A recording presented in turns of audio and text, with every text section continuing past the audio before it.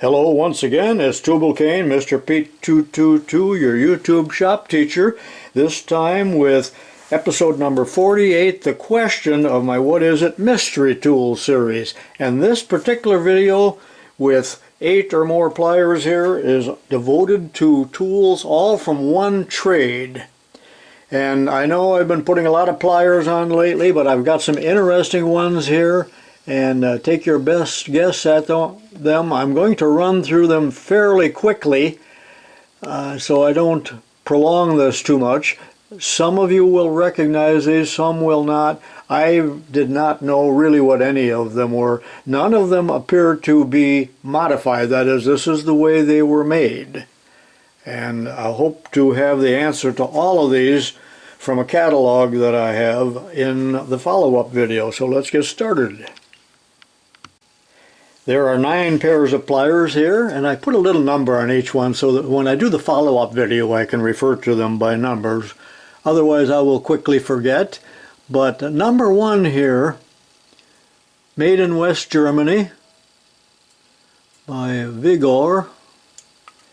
And at first you'd say, well, somebody just ground that down, but no, they didn't. It's obviously for a precision trade.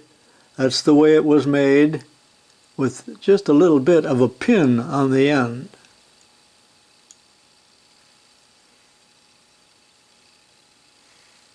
Nice looking tool, has a good feel to it, and look at the joint. That's called a box joint.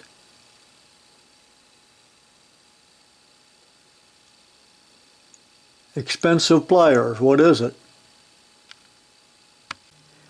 I'm not going to mask anything off here, if that helps you. Made in my homeland, Sweden. My grandfather's homeland. Very unique, also with a box joint, and it swings or swivels. Now that reminds me of a vise. Sometimes you see a vise with a jaw that will move to hold tapers.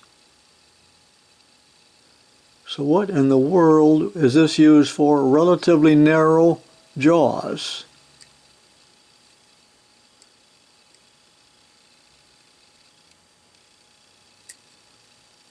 That's number 2.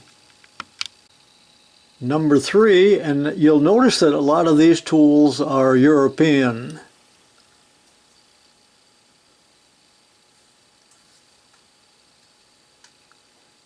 Not sure I can even read that. Or I can read it, I can't pronounce it, I should say. And look at the jaws.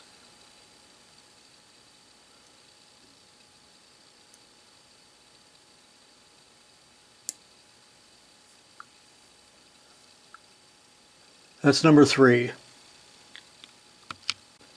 Number 4 is made in West Germany. I had to use that to read it.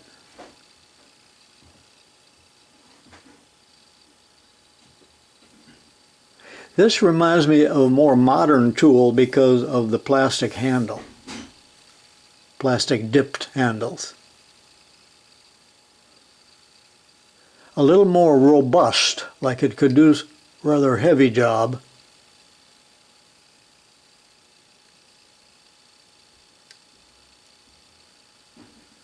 Put some eyes on that and make some comical animal out of it, couldn't we?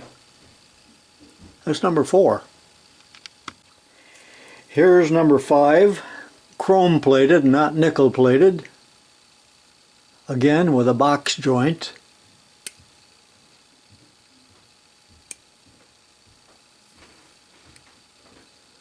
Unusual jaws.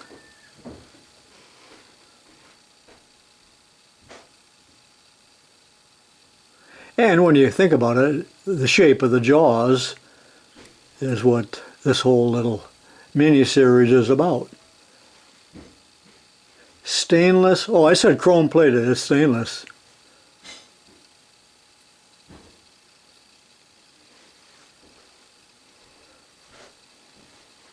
Pakistan, now that makes me think that it's of cheaper quality, but fairly nicely made.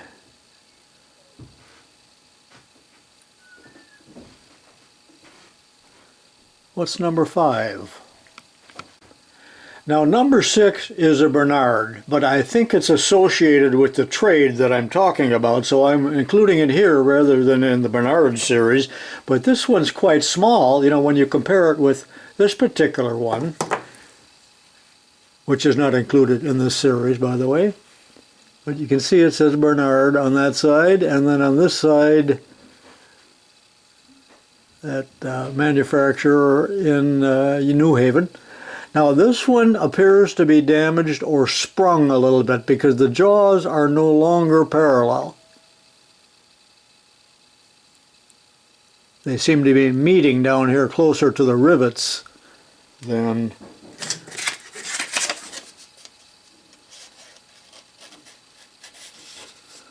well, the card fits all the way in there though.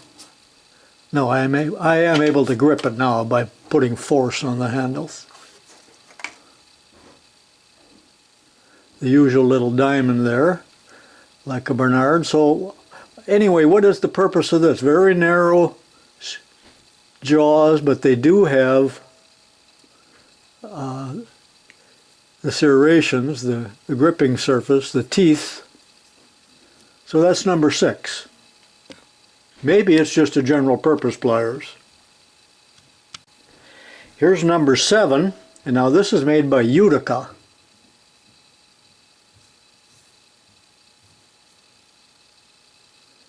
In very good condition.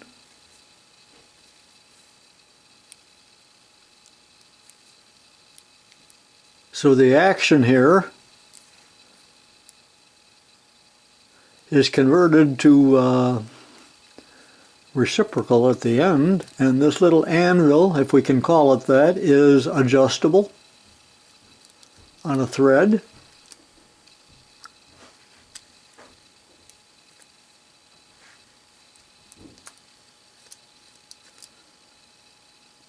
That jaw replaceable or just for assembly purposes. So what is this Utica number 7 pliers used for?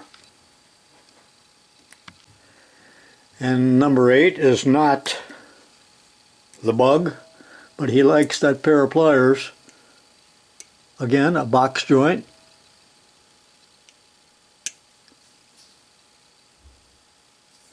There's the trademark, and I read Fargo. Doesn't say where it's made. Looks like a newer pliers, a little groove in the one jaw.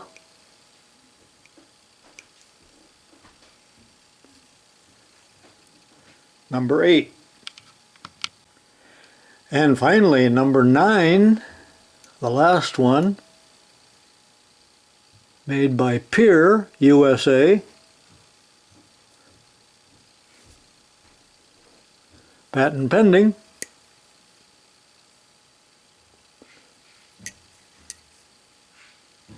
Unusual tip.